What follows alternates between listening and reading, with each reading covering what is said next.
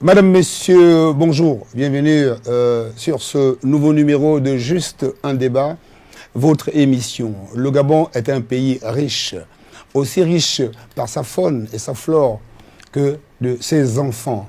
Les enfants qui sont partis pour honorer le pays, chacun bien entendu en fonction de ses compétences. Aujourd'hui, sur ce plateau de Juste un débat, nous recevons des Gabonais de la diaspora. Les Gabonais qui vivent hors de la mère patrie, mais qui sont là aujourd'hui pour parler de notre cher et beau pays, le Gabon. Avec moi, mesdames et messieurs, sur ce plateau, monsieur Jean-Aimé Moketou. Bonjour, monsieur Jean-Aimé Moketou. Bonjour, chers messieurs, et je voudrais vous remercier de cette invitation. Vous savez que quand on parle d'une agence de presse, c'est toujours un grand plaisir. On est habitué avec les grandes agences de presse. Et là, je me retrouve dans mon pays, dans un studio, en présence des journalistes d'une grande agence de presse, Agence Gabonaise de Presse. AGP. Ouais, voilà, AGP. En tout cas, pour moi, c'est un plaisir. Après 22 ans d'absence, vous voyez, 22 ans, ma mère, la dernière fois quand on s'est vu, elle avait 60 ans. Aujourd'hui, elle a 82 ans. Et se retrouver avec l'élite médiatique, c'est toujours un plaisir. Donc, je vous remercie pour cette invitation.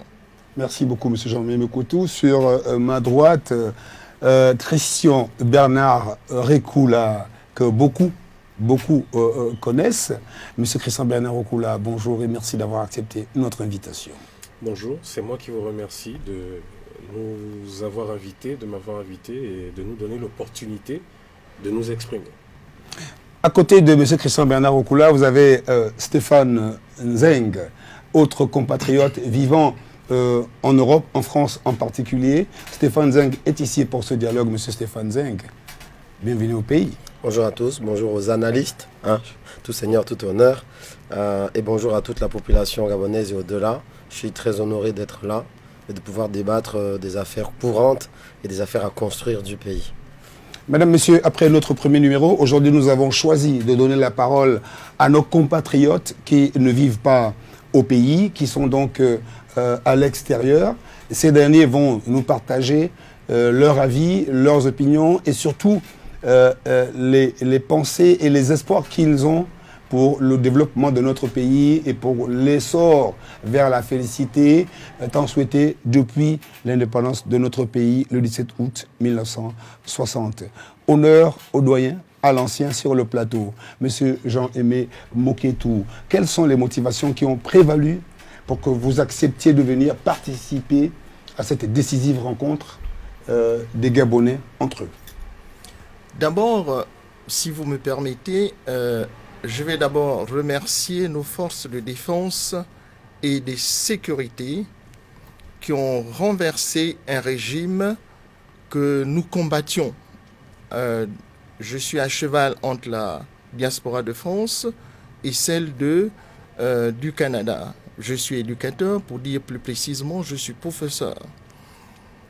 Pourquoi je suis au Gabon aujourd'hui? C'est grâce à nos forces de sécurité et de défense. Parce que s'il n'y a pas eu ce coup de libération, le 30 août 2023, je pense qu'aujourd'hui, je ne serais pas dans le plateau de cette grande agence. 22 ans après. 22 ans après. Et 22 ans, c'est beaucoup. Vous ne pouvez pas vous imaginer combien de fois notre pays nous manquait beaucoup. Vous voyez, ma mère, je ne la voyais plus depuis 22 ans. J'étais dans une situation où j'avais deux choix. Soit je venais ici pour affronter l'ancien régime, ou bien le régime déchu d'Ali Bongo et ses complices, et me retrouver en prison, comme l'a fait notre compatriote Landry Amyang des États-Unis. Donc, ce qui m'a motivé de venir ici, c'est l'assurance qui m'a été présentée par nos forces de sécurité qui sont regroupées au sein du CTRI. Et c'est pourquoi je suis ici. Et il faut signaler à vos téléspectateurs que depuis que nous sommes arrivés, depuis l'aéroport, quand je suis arrivé avec les autres compatriotes, et dans la délégation, il y avait un élément de l'ancien système qui a un esprit ouvert. Je veux parler de M. Cyril Honda. Quand nous sommes arrivés à l'aéroport, nous avons constaté un changement. Vous voyez, dans les nous mentalités, les mentalités quand on vous a abordé, vous avez oui, compris justement, les mentalités de nos forces de sécurité qui sont venues nous accueillir. Moi, je suis arrivé en tant que simple citoyen, mais on m'a fait passer au salon d'honneur. Mes bagages ont été récupérés par nos forces de sécurité. Et les mêmes forces de sécurité nous ont mis dans les conditions déjà de transport, c'est-à-dire de l'aéroport, jusqu'à nos lieux d'hébergement. Et aujourd'hui, nous pouvons dire que nous avons été bien accueillis par les autorités de transition. Et ça, il faut le dire clairement, nos lieux dans lesquels nous habitons, ce sont des lieux sécurisés. Et je voudrais aussi féliciter le ministère de la Réforme et des institutions qui, avec ses agentes, surtout, je parle des agentes parce que ce sont des femmes qui ont travaillé avec la diaspora du Canada et de France, qui nous ont permis, si vous voulez, de voyager dans de bonnes conditions. Vous voyez ? Donc, tout est bien organisé. Nous avons vu l'ouverture de ce dialogue au stade, je crois, des sports. Au Palais des Sports. Au Palais des Sports. De Petit Paris. Avec le président de la transition. C'était un moment inoubliable. Émouvant. Qui va rentrer dans l'histoire du pays. Et le lendemain matin, il y a eu quelques couacs. Vous voyez ? Et puis, ces erreurs ont été corrigées. Nous avons vu, par exemple, la première plénière qui a été organisée, je crois, samedi dernier. Quand nous sommes rentrés dans la salle, pour nous autres, nous qui vivons dans des pays comme le Canada, nous nous sommes dit, waouh, c'était une très belle organisation. Donc, ce sont nos forces de sécurité et de défense qui, je le dis, qui m'ont rassuré. Et depuis que je suis ici, je suis content de retrouver mon pays dans une sécurité totale. Voilà. Jean-Aimé Mouketou, bon retour dans le pays du timba et des feuilles de manioc. Merci beaucoup, Jean. Stéphane Nzeng, juste à ma droite, un peu plus ancien dans la diaspora, juste après M. Jean-Aimé Mouketou. Vous êtes venu au Gabon il y a quelques mois, juste après le 30 août. Vous êtes reparti et vous revenez pour le dialogue national inclusif. Quelles sont, la même question posée à M. Jean-Aimé Mouketou, les motivations qui ont prévalu à votre retour ici au pays à l'occasion de cette importante rencontre des Gabonais? Bon, déjà, ça fait, en fait, je suis à mon 3e retour au Gabon. Et ça prouve déjà que quelque chose a changé. Parce que je peux entrer et sortir de chez moi. Normalement, moi, je me dis toujours, la vraie question, c'est quelles sont les raisons qui font que tu sois hors de chez toi. Parce qu'en réalité, on a tous vocation à être là. Mais il y a des raisons qui nous poussent, des raisons et d'autres, hein, les études ou tout le reste, des parcours de vie. Donc moi, je me dis, avant, je ne pouvais pas rester chez moi parce que les gens qu'on combattait, ils ne voulaient pas qu'on soit là. Il y a une personne, des agents de renseignement, avec qui j'ai discuté récemment, qui m'a dit, tu sais, si tu étais en Toum, tu aurais déjà disparu depuis. Il me dit ça comme ça. Il me dit parce qu'on vous a, même en France, on t'avait triangulé, on savait où tu vivais, etc. Et puis on ne pouvait pas venir parce que tu étais en France. Mais si tout ce que tu faisais ça ici, franchement, tu aurais disparu. Parce que ça montait jusqu'en haut. Bah, nous, on est des exécutants. Hein. Nous, on nous dit juste quoi faire. C'est pour vous dire le niveau d'insécurité dans lequel on aurait été si on avait fait tout ce qu'on a fait en étant ici. Mais qu'à cela ne tienne, moi, je me dis, c'était très important de prendre ces risques parce que même en France, moi, j'ai été fiché S pendant 2 ans pour avoir défendu mon pays. Fiché. Oui, j'ai fiché S. Donc, ça veut dire quoi, s'il vous plaît? Alors, en France, les personnes qui représentent un danger pour l'État français sont fichés. Ah, vous avez atteint ce niveau-là? Ah oui. Donc pendant 2 ans, j'ai été fiché. Ça a été levé récemment parce que j'ai pu le vérifier en rentrant au Gabon que je ne l'étais plus. Et j'ai découvert que je l'étais en faisant un voyage professionnel en Espagne. Je reviens, on me dit il est fiché Sierra. Je pense que Christian ici présent également. Lui, il est toujours. Ah d'accord. Le dialogue va vous permettre de lever ça. Il n'y a pas de problème. Voilà. Donc insécurité, même jusqu'en France, on l'avait. On avait des rythmes de vie compliqués parce que On était avertis qu'il y avait des pièces qui étaient mises sur nos têtes et c'était clair. Hein, Stéphane Zeng, pensez-vous que le travail que vous avez abattu ou encore la posture que vous avez adoptée pour combattre l'ancien régime ait permis qu'on ait ce dialogue actuellement tenu? Clairement, moi je pense que c'est un concours de plusieurs actes qui s'est joué d'abord le 30 août, mais avant. Parce que moi je dis, nous on a commencé la transition avant le 30 août. Comment ça? Mais bien sûr. Expliquez-nous. D'abord, la première chose, c'est qu'on prônait pour un changement de mentalité dans notre société. D'accord. Un changement de gouvernance. C'est ce qu'on appelle la transition. Partir d'un état chaotique où des gens prennent en otage le pays pour s'acheter des babioles vers un état où on peut prendre enfin en compte les aspirations du peuple gabonais, qui les mérite. Donc pour moi, c'était déjà l'amorce et nous étions dans une transition amorcée. Cette transition a été actée pour toute la nation le 30 août. Donc moi, je suis dans la transition depuis le début. Et je pense que tous les collègues ici et tous les épris de liberté, on n'est pas seuls. Maintenant, que cette transition soit institutionnalisée par des personnes qui en ont les outils de la légalité, sachant que nous avions la légitimité du combat, c'est une très bonne chose. Et que l'on rencontre, quand la légitimité rencontre la légalité, ça ne peut apporter que du positif. Si tant est que on ne s'engage pas pour des avantages personnels. Parce que la somme des avantages personnels ne sera jamais supérieure à l'avantage communautaire. Parce que moi, mon avantage personnel peut faire en sorte que je détourne les sous d'un hôpital parce que je m'achetais des voitures. Et à la fin, c'est 10 000, 100 000 personnes qui seront privées de soins. Donc aujourd'hui, la vraie question que je me pose, que je me posais déjà là-bas, c'était, comment on peut dire ça, le degré d'inclusivité, mais c'est surtout la bonne volonté et la réelle envie de changer les choses des personnes qui ont pris le pouvoir. C'est une question légitime. Depuis le 30 août, bien sûr. En l'occurrence. Donc, parce qu'on sait que c'était les mêmes éléments qui étaient déjà dans le système, c'est normal. Moi, comme je dis, c'est la transitologie. On a affaire à un changement qui s'est opéré au sein des élites d'un système. Si certaines élites ont décidé de déposer d'autres parce que c'était vraiment du grand n'importe quoi, pourquoi pas? Ce n'est pas une révolution, mais ce n'est pas le seul moyen de changer un pays. Qu'est-ce qu'on fait lorsque ces élites prennent le pouvoir? On regarde. Première chose, degré d'inclusivité. Est-ce qu'elles sont assez inclusives pour permettre un changement au niveau de ces élites qui gouvernent et qu'au fur et à mesure on ait des remplacements par des patriotes ou d'autres personnes qui pensent autrement? Ça, c'est la première question. La deuxième chose, ce sont les bases du nouveau système. Parce que la transition n'est pas un système. La transition, c'est un pont vers un nouveau système, vers un nouveau régime. C'est une passerelle. Ce qui veut dire qu'il faut construire ce nouveau régime et ce nouveau système. On est là pour le faire. Le dialogue national est un bon moyen, mais pas que. Et ensuite, il y a maintenant la consolidation du nouveau régime, qu'on n'a pas encore. Qu'est-ce que ce sera?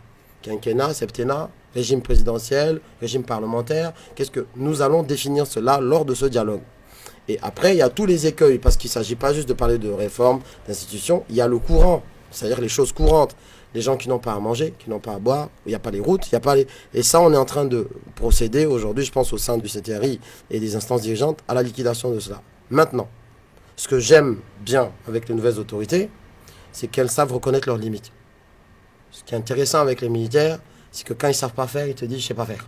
Expliquez-nous. Ah oui, je vous dis clairement. Aujourd'hui, depuis que moi je suis arrivé ici, c'est ce que j'ai constaté. Il y a des choses qui se passent où, parfois, ils n'ont pas la compétence qu'il faut parce qu'ils n'ont pas été formés pour ça. Il faut quand même savoir d'où on part.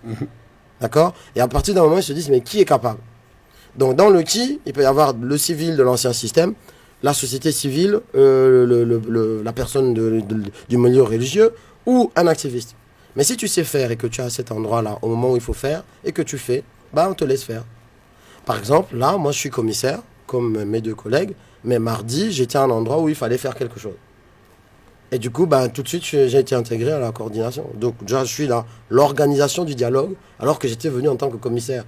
Personne ne m'en a empêché. Au contraire, on te dit, mais Stéphane, Simplice, Landry Amiang, parce qu'aujourd'hui on a intégré l'organisation, et autres, si vous, Parfait I, comment il s'appelle, Yannick Ndomba, on est entré avec des rôles, des fonctions dans l'organisation mardi. Donc, on ne sait pas faire, vous savez faire, faites. C'est pour le pays, et ils nous disent tous les jours la même chose. On a libéré le pays un peu à cause de vous, grâce à vous. Mais ce n'est pas aujourd'hui que vous avez craché dans la soupe, alors que vous-même vous êtes battu 5 ans, 6 ans, 7 ans, certains d'entre vous sont là en prison. Mais si aujourd'hui on vous dit faites, vous faites encore la fine bouche, pourquoi? Évidemment, il y aura des imperfections. On est là pour les corriger, parce que chaque imperfection a des conséquences lorsqu'on est dirigeant. Mais corriger les imperfections, c'est pas jeter le bébé avec l'eau du bain. Stéphane Zeng, c'est 11 joueurs qui gagnent un match. de football, pour prendre la métaphore. C'est donc tous les Gabonais qui sont appelés à contribuer à la refondation et au relèvement de notre patrie. Christian Bernard Rekoula, l'un des derniers à être parti de notre pays pour des raisons qui lui sont propres, qui va peut-être nous évoquer rapidement à l'instant. Et donc aussi un compatriote de la diaspora, Christian Bernard Rekoula, merci une fois encore d'avoir accepté notre réponse. Le dialogue national inclusif qui est supposé être une rencontre de tous les fils et de toutes les filles de notre pays pour réfléchir au redémarrage du Gabon. Quel est, vous, à votre niveau, votre apport, votre contribution par rapport aux travaux qui y sont menés? Ma contribution, c'est mon savoir. Ma contribution, c'est mon engagement durant ces 5 dernières années face aux dérives que nous avons tous subies et qui, comme vous l'évoquiez tout à l'heure, m'a conduit à quitter le Gabon dans des conditions assez rocambolesques, parce que j'avais mis un point d'honneur à combattre la dictature précédente étant au Gabon. Donc il est arrivé un moment où, comme l'a dit Stéphane, lorsqu'on arrive à un degré d'engagement, soit c'est la prison, soit c'est le cercueil, ou alors la disparition et on ne sait pas ce que vous devenez. Donc après 3 tentatives d'assassinat, après le refus de protection de certaines autorités, dont des autorités françaises, après ma protection... que vous bénéficiez de la nationalité française. Oui, par le droit de sol. Par le droit de sol. Est-ce que vous l'avez effectivement, cette nationalité? C'est-à-dire, disposez-vous des documents français qui font de vous un ressortissant de ce pays? Lors de la dernière tentative d'assassinat, lorsque j'arrive... D'assassinat sur moi, oui. D'accord. Lorsque j'arrive par des moyens détournés... au camp de Gaulle et plus tard à l'ambassade de France. Le camp de Gaulle, c'est la base militaire française installée voilà. Au Gabon, à Libreville précisément. Je présente ma carte d'identité française, je présente mon passeport français et l'accès m'est interdit, au prétexte que je serais gabono-français, ce qui n'existe nulle part, qui n'est reconnu nulle part. Mais vous comprendrez bien que quelques semaines plus tard, lorsque j'ai vu certains directeurs de grandes entreprises françaises recevoir la médaille de l'ordre du mérite gabonais au sein de cette même ambassade, j'ai compris ce qui se passait. Donc, pour revenir à la question, pourquoi ce dialogue, ou du moins, quelle est ma pierre à l'édifice? Ma pierre à l'édifice, ça va être faire en sorte que ce que nous avons décrié les années précédentes ne se reproduise plus. J'ai eu la grâce d'être dans la commission justice, vérité et droit. Et je puis vous dire que c'est l'une des commissions, une des sous-commissions qui est au cœur de ce dialogue. C'est la commission à travers laquelle nous avons à traiter des violences post-électorales. C'est la commission à travers laquelle nous avons à traiter de l'indépendance de la justice. C'est la commission à travers laquelle nous avons à traiter de la réouverture des crimes rituels. Donc vous comprenez, des dossiers, des crimes rituels, voilà, impliquant quasiment, essentiellement, la classe politique gabonaise. Attendons que la justice fasse son travail. Et la communication aussi. Et la communication également. Et la communication. Donc, fort de nos années de combat, vous comprenez qu'aujourd'hui, et de notre expérience, du goût de la liberté dans les pays à travers lesquels nous avons contraint de vivre, vous comprenez qu'aujourd'hui, nous voulons faire bénéficier ce savoir et aussi, j'allais dire, cette hargne à ne pas se laisser faire. Nous voulons faire bénéficier cela au peuple gabonais. Monsieur Christian Bernard Rekoula, merci beaucoup. Je vais à nouveau revenir vers Monsieur Jean-Aimé Mouketou. Le président Brice Clotaire Oligui Nguema, président de la République, président de la transition, chef de l'État, a appelé les Gabonais à participer à ce dialogue, comme le disait-il, pour qu'ensemble nous construisions le Gabon que nous voulons. Monsieur Jean-Aimé Mouketou, sur le plan pratique, quelle est la contribution qui est la vôtre dans le cadre des travaux qui sont menés? Et d'abord, nous rappeler la commission. Écoutez, moi je suis arrivé, je suis, comme Christian le disait, je suis dans la commission justice, droit et liberté. Et vous savez, ce dialogue national inclusif, nous ne sommes pas les premiers à l'organiser. Et je voudrais d'abord, avant de répondre à votre question, revenir sur ce que Christian était en train de dire, et le compatriote aussi. Stéphane Zeng. Stéphane. Vous savez, nous sommes dans un processus. Les grandes nations qu'on appelle les États-Unis, première puissance du monde, et la France, etc., ce sont des pays qui ont connu les mêmes processus.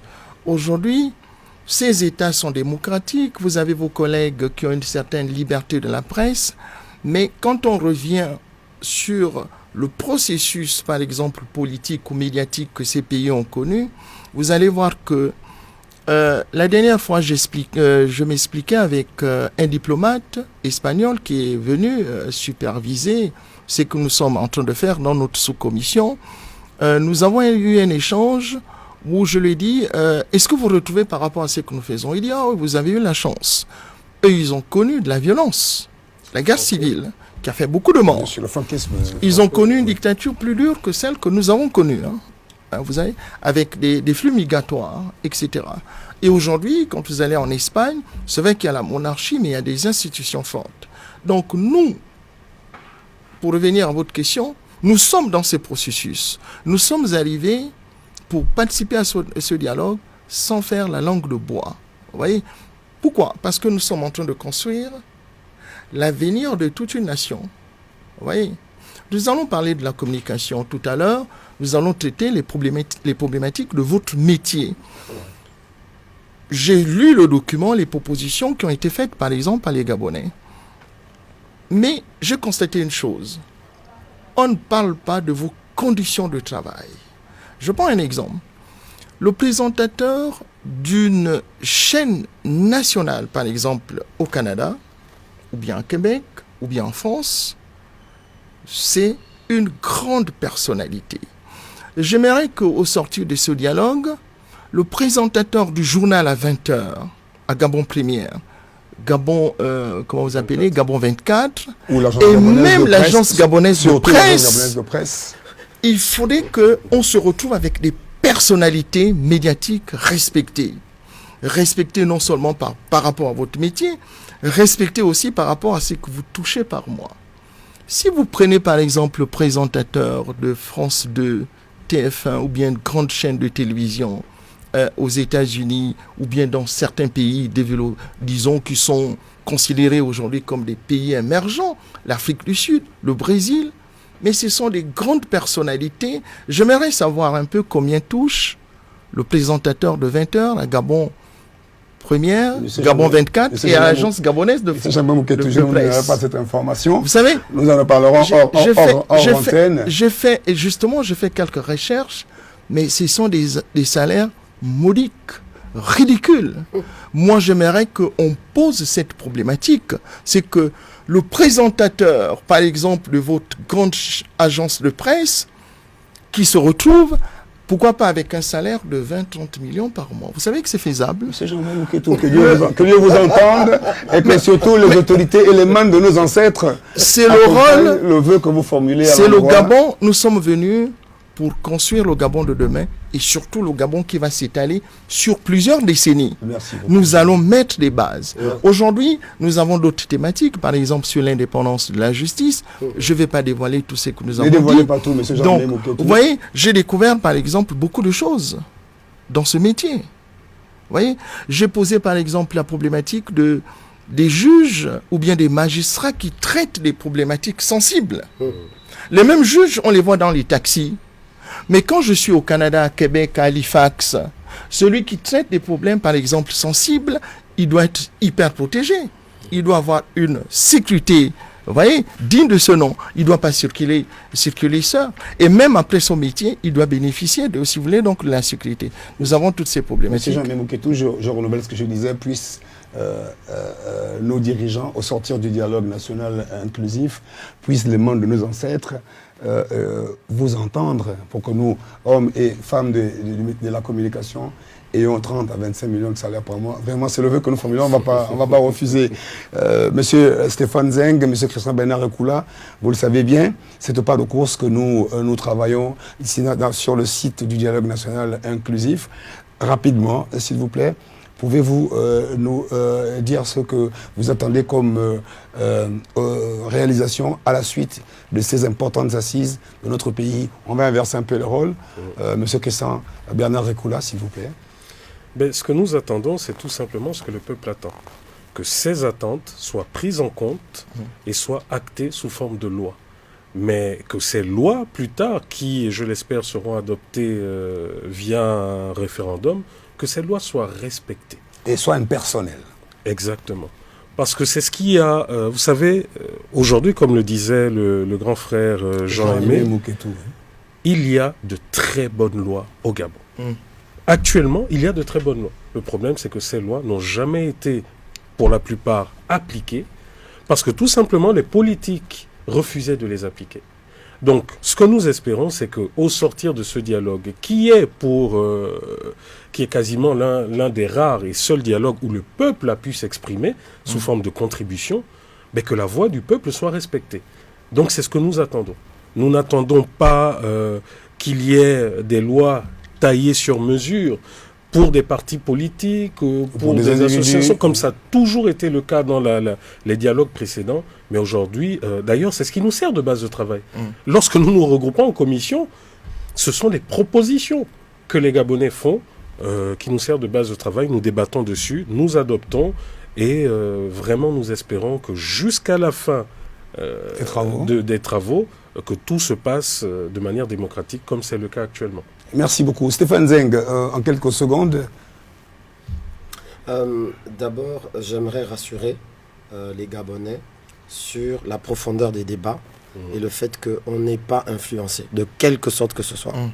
Dans les sous-commissions, on a une mixité de composantes. Et ce n'est pas le ministre qui dirige les débats, ce n'est pas l'ancien colonel, enfin le colonel à la retraite ou le général. Il n'y a aucune majorité dominante. Et il y a tellement de diversité. Il y a des Gabonais qui se parlent. Ah non, mais on se parle. En plus, on peut se parler même de choses intéressantes. Parce que tout à l'heure, je vous disais, on a eu une discussion avec M. Flavien Ngwe, qui était ambassadeur du Gabon en France, sur la problématique du fait qu'on ne pouvait pas accéder sur le site d'ambassade après le malheureux événement des photos d'Ali Bongo qui avaient été piétinées par certains activistes. On a tous été blacklistés. On ne pouvait plus faire d'actes dans l'ambassade.